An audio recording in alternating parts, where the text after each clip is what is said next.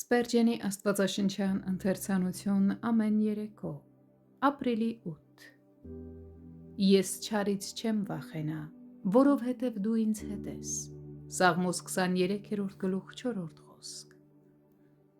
Ահա թե Սուրբ Հոգին քրիստոնյային որքան անկախ կարող է դարձնել արտաքին հանգամանքներից, ինչ պայծառ լույս կարող է շողել մեր ներսում, երբ դրսում ամեն բան խավար է, որքան հաստատուն, ուրախ, հանդարտ և խաղաղ կարող ենք լինել մենք,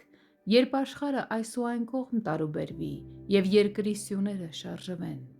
Նույնիսկ մահն իր սարսափելի ներգործություններով ի վիճակի չէ ընդհատելու քրիստոնյայի սրտի մեղեդին,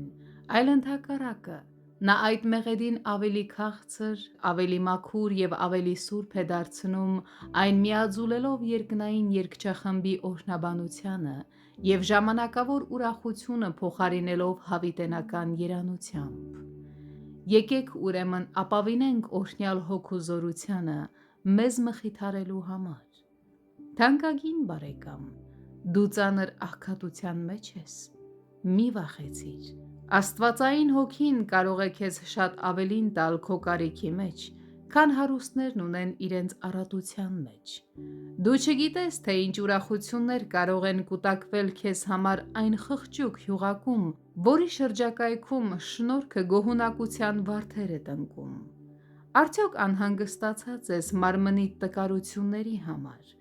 Արդյոք մտածում ես, որ տառապանքի երկար ու ձիգ գիշերներ և ցավերի տանջալի օրեր են սպասվում քեզ։ Օ մի տրտմիր, այդ անկողինը կարող է փառքի աթոռ դառնալ քեզ համար։ Քեզ քիչ է հայտնի, թե ինչպես կարող է մարմինդ խոցող ամեն մի ցավը մաքրող կրակ լինել քո անմաքրությունները սպառելու համար, փառքի ճառագայթ հոգուդ ծածուկ տեղերը լուսավորելու համար։ Արդյոք աչքերդ մթագնում են, Տեր Հիսուսը կլինի քո լույսը։